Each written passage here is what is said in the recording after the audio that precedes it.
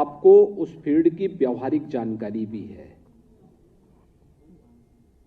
स्वाभाविक रूप से शासन सत्ता में जो लोग बैठे रहते हैं उनको व्यावहारिक कम, सैद्धांतिक जानकारी ज्यादा होती है, लेकिन जो जमीन पर है उसका व्यावहारिक जानकारी ज्यादा होगी। और व्यावहारिक जानकारी इसलिए है कि गन्ना किसान की समस्याएं क्या थी, कैसे गन्ना माफिया हावी होकर के ऐन वक्त पर, जो बात यहां पर श्रीमती ममतेज सिंह जी बता रही थी कि कैसे अपने पूज्य पिता के साथ जाती थी, गन्ना लेकर के गए और बोगी वहां जैसे पहुंचा उसके बाद वहां बता दिया कि अब तो अभी तुम्हारी पर्ची तो हम भेज चुके हैं गांव, और पहले पर्ची लेकर के आओ। आज तो ऐसा कुछ नहीं है। आज तो तकनीक के साथ आपको जोड़ करके एक व्यवस्था बना दी गई कि पर्ची आपके पास हो ना हो, लेकिन आपके पास स्मार्टफोन तो है, और आपके पास नहीं तो उनके पास तो है। आप वहीं से डाउनलोड करके उसको बोलो कि भाई अपना स्मार्टफोन निकालो, चलो मैं इसी में दिखा देता हूं। यानी ये सारी समस्या का समाधान। और इसीलिए प्रधानमंत्री मोदी जी कहते हैं कि भ्रष्टाचार पर प्रहार करना है तो हमें तकनीक को अधिकाधिक उपयोग करना चाहिए। और ये तकनीक गन्ना विभाग ने इसलिए अपनाई, राज्य सरकार ने इसलिए इस तकनीक का उपयोग किया। जैसे हमारे लगभग 50 से 55 लाख जो गन्ना किसान हैं, इन गन्ना किसान भाई और बहनों को किसी गन्ना माफिया की चपेट में ना आना पड़े और इनके परिश्रम का सही लाभ इन्हें प्राप्त हो सके, इस दृष्टि से वह कार्यक्रम आपको दिया गया। और आपने जिस अच्छे ढंग से उसकी व्याख्या की, जो बताया, आप मुझे बताइए, अगर कोरोना कालखंड में हम ये व्यवस्था नहीं लागू करते, क्या संभव था चीनी मिलों को चला पाना? नहीं था।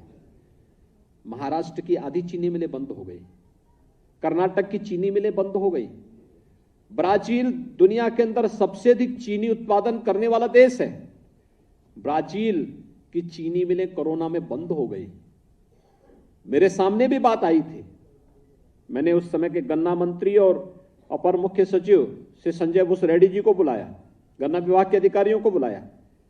मैंने कहा भी देखो, कोरोना आएगा, इसको निपटने के लिए सरकार अपनी तरीके से व्यवस्था करेगी, लेकिन उत्तर प्रदेश के अंदर तो हमारे प्रदेश की इनकम का और इतने बड़े प्रदेश को संचालित करने के लिए अगर हमारी खेती किसानी प्रभावित होगी तो इतने लोगों के लिए हम कहां से व्यवस्था लेकर के आएंगे? और ठीक है, हम फ्री में राशन की व्यवस्था करा देंगे, हम सब कुछ कर लेंगे, लेकिन राशन ही पर्याप्त नहीं है। उस व्यक्ति के हाथ को कार्य भी चाहिए। वह बैठे बैठे घर में जिसने जिंदगी भर मेहनत की है वह बैठे बैठे खाएगा नहीं। उसके लिए मेहनत करने के लिए हमें जगह भी देनी पड़ेगी और उसको एक व्यवस्था देनी पड़ेगी जिससे उससे मन में ये भावना आए कि देखिए चीनी मिल भी बंद हो गई, किसान अपने गन्ने को क्या करेगा। मैंने कहा एक रिस्क लेना पड़ेगा, और रिस्क ये कि लॉकडाउन है, लेकिन हमें चीनी मिलें चलानी होंगी, कोविड केयर सेंटर हम बनाएंगे, हेल्प डेस्क बनाएंगे, हम वहां पर वह हर सुविधा उपलब्ध करवाएं, और टेक्नोलॉजी इस प्रकार की कि डाउनलोड करें अपने अपने स्मार्टफोन पर ही, और किसान को वहीं से हमें सुविधा उपलब्ध करवा दें कि वह अपने स्मार्टफोन से ही लोगों को दिखा सकें कि देखिए मेरी पर्ची ये है, और उस पर्ची के माध्यम से फिर वह अपने खेत का गन्ना मिल तक पहुंचा ले और मिल उसको उस रूप में आगे बढ़ाने का काम करे। तकनीक अगर नहीं होती हमारे लिए चुनौती होती, चीनी मिलें नहीं चल पाती, गन्ना माफिया हावी हो गया होता। और इसीलिए आपने देखा होगा जब इस तकनीक को अपनाया गया, आम गन्ना किसान जो सच्चा गन्ना किसान था उसने स्वागत किया, लेकिन गन्ना माफियाओं ने इसका विरोध किया, कुछ लोगों ने विरोध किया। जो लोग नहीं चाहते कि किसानों के का हित हो, वे लोग प्रोपेगेंडा ज्यादा कर लेते हैं, अव्यवस्था पैदा करते हैं, अराजकता पैदा करते हैं। आप सोचिए, कोई सोचता था इसके बारे में? उत्तर प्रदेश के अंदर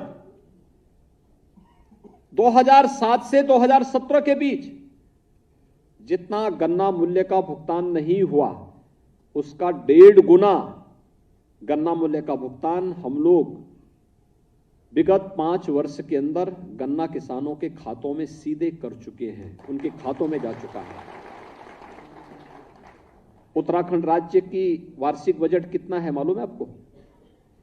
मात्र 61,000 करोड़ रुपया, सभी विभागों का मिला करके। और उत्तर प्रदेश के गन्ना किसानों के खाते में कितना पैसा गया इस दौरान? इन 5 वर्षों में हम लोगों ने अकेले उत्तर प्रदेश के गन्ना किसानों के खाते में 1,77,000 करोड़ रुपए का गन्ना मूल्य का भुगतान किया है।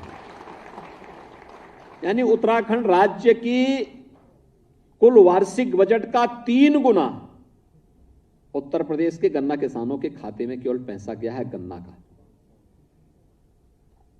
हमारा प्रयास है, पहले दिन से ही मैं इस बात को हमेशा जोर देकर के कहता रहा हूं कि किसान को सही तकनीक मिले, सही बीज मिले, समय पे चीनी मिलें चले। चीनी मिल चलेगी तो गन्ने की पेराई भी होगी, गन्ने की पेराई होगी तो स्वाभाविक रूप से उसके माध्यम से हम गन्ना किसान को समय पे भुगतान करने की व्यवस्था भी आगे बढ़ाएं।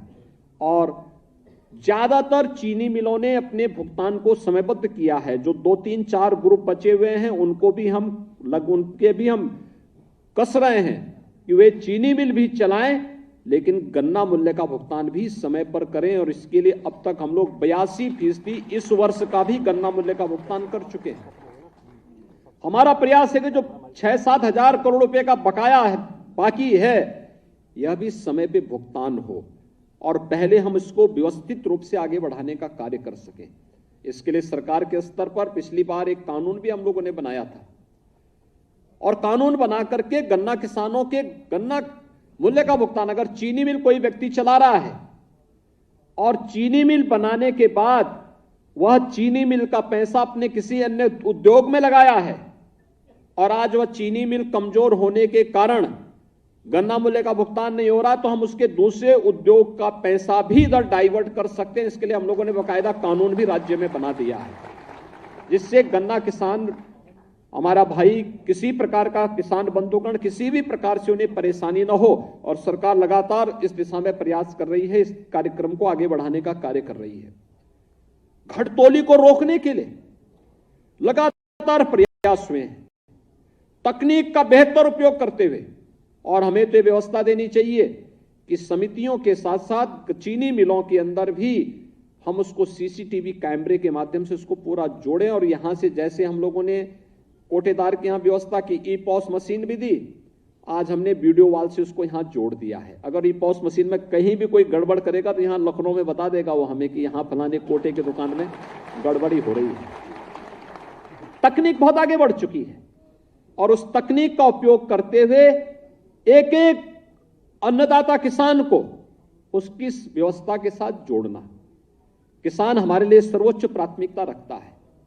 आपने देखा होगा प्रधानमंत्री मोदी जी ने, चाहे वह सॉइल हेल्थ कार्ड की व्यवस्था की हो या प्रधानमंत्री किसान सम्मान निधि या लागत का 1.5 गुना दाम अन्नदाता किसान को प्राप्त हो, एमएसपी देने की कार्रवाई, ये लगातार आगे बढ़ी है। और 2017 में हमारी सरकार जब आई तो हम लोगों ने सबसे पहला काम तो किया था, अपने अन्नदाता किसानों की, लघु और सीमांत किसानों के 86 लाख किसानों के कर्ज माफी के कार्यक्रम को ही हम लोगों ने अपने हाथों में लिया था। प्रदेश के अंदर, देश के अंदर सफलतम ये कार्य योजना उत्तर प्रदेश सरकार ने लागू की थी। और फिर इस कार्यक्रम को आगे बढ़ाते हुए हमने प्रोक्योरमेंट की नीति भी अपनाई। रिकॉर्ड मात्रा में धान और गेहूं का क्रय सीधे अन्नदाता किसानों से करना प्रारंभ किया।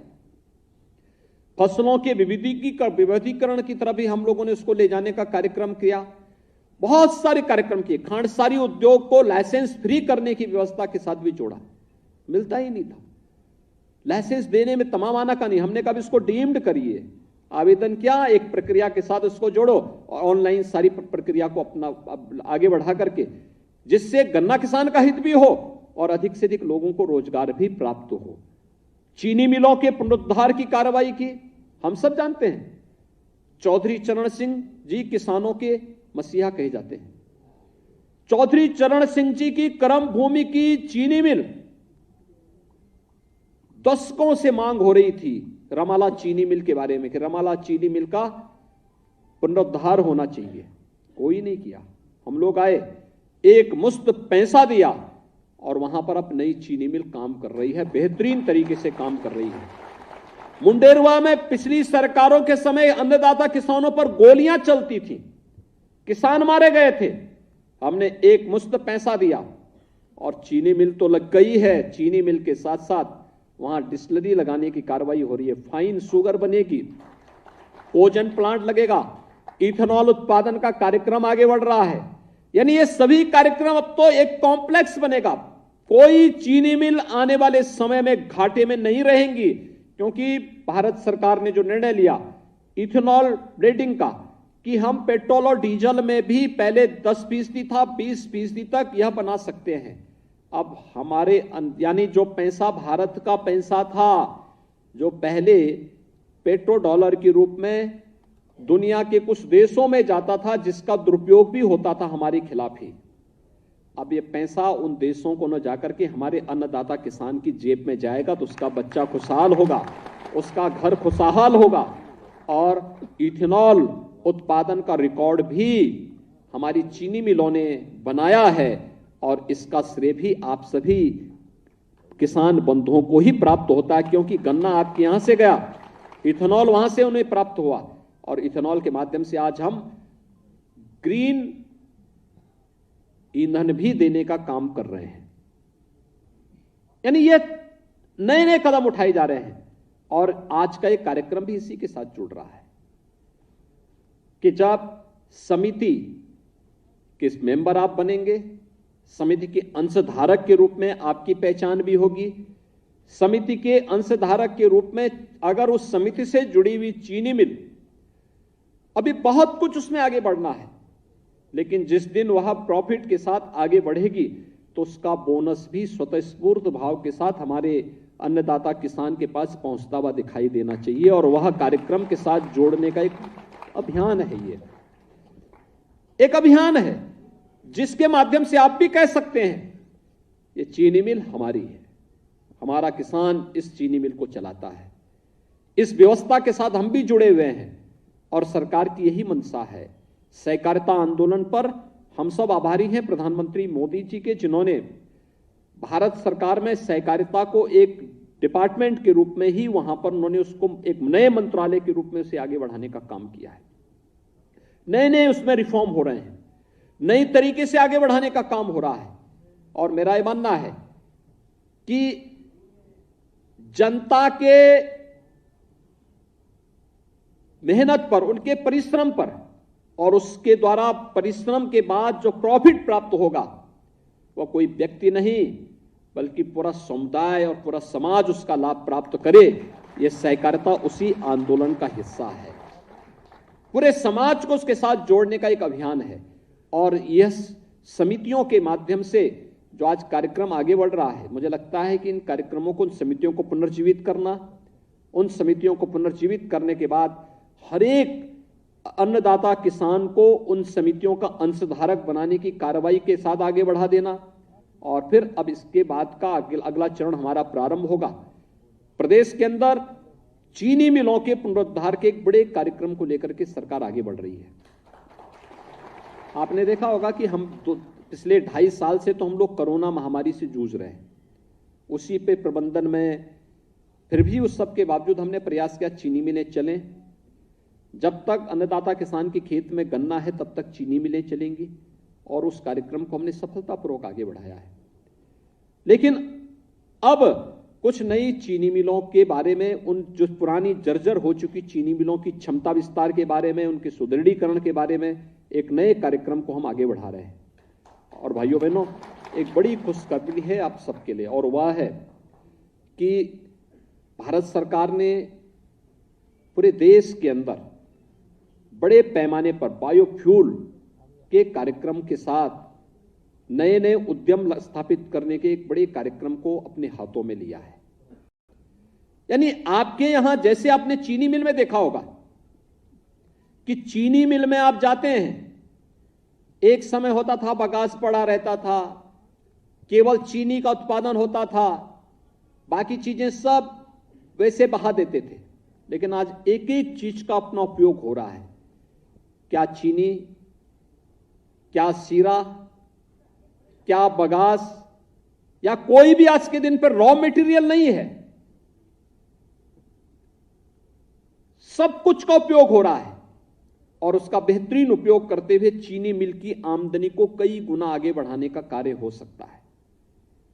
ऐसे ही प्रदेश के अंदर भी हम लोगों ने एक प्रयास प्रारंभ किया है, इंटीग्रेटेड एसिड कॉम्प्लेक्स स्थापित करना, बायोफ्यूल के नए नए उद्यम लगाने की कार्रवाई। अब पराली जलाने की नौबत नहीं आएगी। धान या गेहूं आप उत्पादन कर रहे हैं तो उस पराली को जलाने की नौबत नहीं आएगी, उसको आप बांध दीजिए, एक जगह इकट्ठा कर दीजिए और जहां बायोफ्यूल की यूनिट लगेगी वे आपके पास आएंगे, उसका अतिरिक्त पैसा आपको देंगे और वहां भी आपका अतिरिक्त मुनाफा हो गया। अतिरिक्त मुनाफा आप उससे कमाएंगे और बदले में हमें सस्ता ईंधन भी मिलेगा, सीएनजी मिलेगी, सस्ता ईंधन मिलेगा।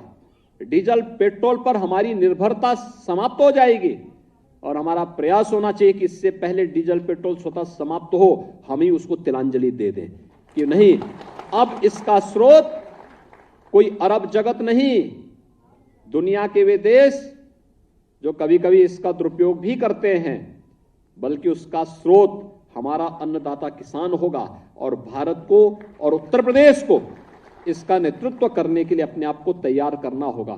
इस दिशा से हमारी सहकारी समितियों को अपने आप को तैयार करना होगा। दूसरा, लगभग 10 चीनी मिलों को केंद्र में रख करके अभी हम लोग उसको नए उनके पुनरुद्धार के पैकेज को लेकर के आ रहे हैं। अगले 1-2 वर्षों के अंदर हम इन सभी के कार्यक्रम को आगे बढ़ाएंगे और फिर पेज वाइज हर चीनी मिल की क्षमता विस्तार करना, जर्जर चीनी मिलों के स्थान पर नई चीनी मिलों को लगाना, पीपीपी मॉडल पर भी हम लोग कुछ कार्यक्रमों को आगे बढ़ाने का कार्यक्रम करेंगे। और मैं विश्वास के साथ कह सकता हूं कि आने वाला समय अब इस आशंका से ग्रसित होने की आवश्यकता नहीं कि चीनी मिल बंद होगी, नहीं, आने वाला समय हमारे गन्ना किसानों का होगा। गन्ना किसान अपनी प्रगति और खुशहाली को अपनी आंखों के सामने देख पाएंगे। पिछली सरकारें अनिर्णय का शिकार थी, वे फैसला जो लेती थी एक तरफा फैसला लेती थी, वह फैसले न चीनी मिल के पक्ष में होती थी न गन्ना किसानों के पक्ष में होती थी, वे उनके स्वयं के पक्ष में होती थी। हमने गन्ना किसान को सर्वोच्च प्राथमिकता देते हुए फैसले लेने प्रारंभ किए, उसका लाभ सभी को प्राप्त हो रहा है, राज्य खुशहाली की दिशा में अग्रसर हो रहा है और उसी दिशा में हम सबको मिलकर के कार्य करना होगा, एक सामूहिकता के साथ कार्यक्रम आगे बढ़ाना होगा। मैं गन्ना विभाग से इस बारे में कहूंगा कि जो गन्ना मूल्य का बकाया भुगतान अभी बचा है, हमारा प्रयास हो हर हाल में नया सत्र प्रारंभ होने के पहले गन्ना मूल्य का भुगतान अन्नदाता किसानों के खाते में जरूर हो जाए। इसकी स्पेशल बैठक किए जाने की आवश्यकता है।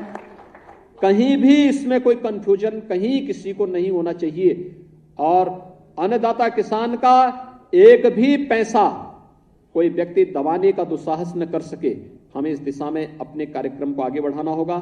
दूसरा, किसी भी प्रकार की घटतोली न हो, जैसे हम लोगों ने मजबूती के साथ आज ई पर्ची के माध्यम से हर किसान को राहत दी है और गन्ना माफिया की कमर तोड़ने का काम किया है, ऐसे ही हम आने वाले समय में तकनीक का उपयोग करते हुए अधिकाधिक लाभ अपने गन्ना किसानों को उपलब्ध करवाने में सफल होंगे।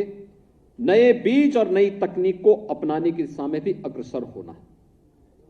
अभी हम देखते हैं हमारा किसान अभी भी पर एकड़ 150-200 कुंटल ही उत्पादन कर पा रहा है, जबकि उत्तर प्रदेश की धरती में पूरब हो या पश्चिम, मध्य हो या अन्य जो बुंदेलखंड से भी जुड़े हुए कुछ जनपद ऐसे हैं जहां पर गन्ना उत्पादन की व्यवस्था है। हमारा प्रयास हो जहां 150 कुंटल पर एकड़ पैदा हो रहा है उसे हम 200 कुंटल तक पहले चरण में पहुंचाएं, जहां 250 हो रहा है उसको 250 तक पहुंचाने की व्यवस्था करें। आप देखना, 1 एकड़ में 300 से लेके 500 कुंटल उत्पादन करने की क्षमता उत्तर प्रदेश की धरती रखती है।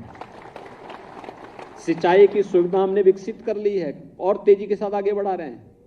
5 वर्ष में 21 लाख हेक्टेयर लैंड को अतिरिक्त सिंचाई की सुविधा उपलब्ध करवाई गई है। इसको और अच्छे ढंग से आगे बढ़ाने का काम कर रहे हैं। लागत कम होना, अगले 5 वर्ष के अंदर एक कार्य योजना हम तैयार कर रहे हैं कि ट्यूबवेल से आपको कम हम लोग सोलर पैनल उपलब्ध करवाने की कार्रवाई के साथ आपको जोड़ना चाहते हैं, जिससे आपकी बिजली का खर्चा 0 पे आ जाए।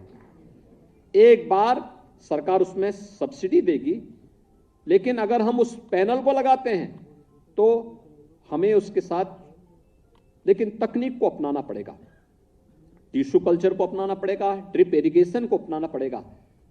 टिश्यू कल्चर और अगर हम लोग ड्रिप इरिगेशन के साथ जुड़ते हैं, जो खेत हम आधुनिक तकनीक के साथ उसको जोड़ते हैं, नेचुरल फार्मिंग के साथ अगर आप उसको जोड़ते हैं, जो खेत आज आपका 1 एकड़ में 150 कुंटल गन्ना दे रहा है, आप देखना वही खेत आप व्यवस्थित तरीके से एक बार ध्यान दे देंगे, एक टिश्यू से दूसरे की दूरी एक निश्चित दूरी हो जाए, समय पे खाद मिले, ड्रिप इरिगेशन के साथ आप उसको जोड़ेंगे, उसी खेत में यानी लागत भी कम हुई, लेकिन उसी खेत में आप 300 से लेके 500 कुंटल गन्ना उत्पादन करने की क्षमता पैदा कर सकते हैं। और मैं विश्वास के साथ कह सकता हूं ये उत्तर प्रदेश के अंदर एक क्षमता है, और हमें आने वाला कल गन्ना किसानों का कल बनाना ही पड़ेगा। इस दिशा में नए प्रयास करने होंगे। आज यहां पर विभिन्न सहकारी समितियों में आपको अंशधारक प्रमाण पत्र उपलब्ध कराया जा रहा है, और हमारा प्रयास होना चाहिए हम उन स्थितियों में पैदा करें जब यहीं पे बुलाकर हम आप सभी अंशधारकों को आपका बोनस भी उपलब्ध करवाने के साथ जोड़ सकेंगे। आप सबको आज के इस व्यवस्था के लिए, इस कार्यक्रम के लिए एक बार फिर से मैं आपका अभिनंदन करता हूं और आपके आगामी अभियान के प्रति अपनी शुभकामनाएं भी देता हूं। धन्यवाद। जय हिंद। और महाराज जी को हम एक शुभ सूचना देना चाहते हैं कि योगी आदित्यनाथ ने गन्ना किसानों को सौगात दी है। साथ ही साथ उन्होंने ये भी कहा है कि गन्ना किसानों को सुनिश्चित कराया है कि चीनी मिलें बंद नहीं होंगी। जब तक गन्ना किसानों के खेत में गन्ने हैं तब तक चीनी मिल यूं ही चलती रहेंगी और नई चीनी मिल भी बनाई जाएंगी। और रुकें छोटे से ब्रेक के लिए।